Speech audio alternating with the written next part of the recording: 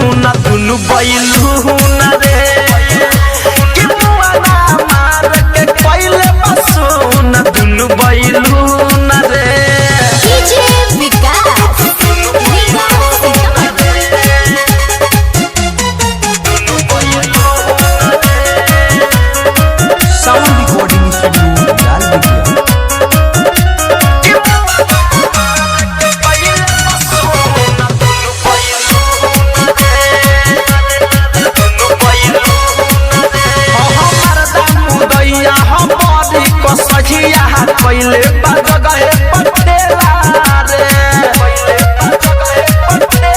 सहची tight सामान भइल खोखा छितर के गुर्दा बिना जइसे केला रे हम नाही जननी ऐसे होला हनीमून रे हम नाही जननी ऐसे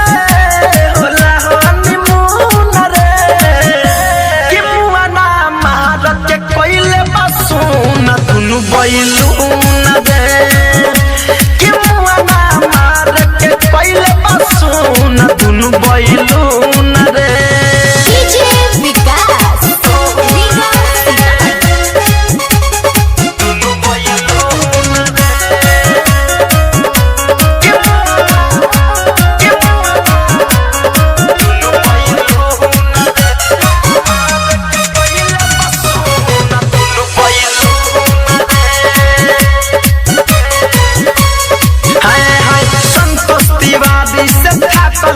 भइल सामान पूरा करिया हो विवेक सिकंदर मोरा तुरले बदेहिया जैसे टूटे घर के नदिया हो धरे कंध नंद के जागर रहे जुनून रे धरे कंध नंद के जागर रहे जुनून रे कि मुआना महार के कोइले बसुन दुनु बैलून रे कि मुआना मार के कोइले बसुन दुनु बैलून रे गवने के रतिया तकिया दिल बात धुन रे कि मुआना मार के कोइले बसुन दुनु बैलून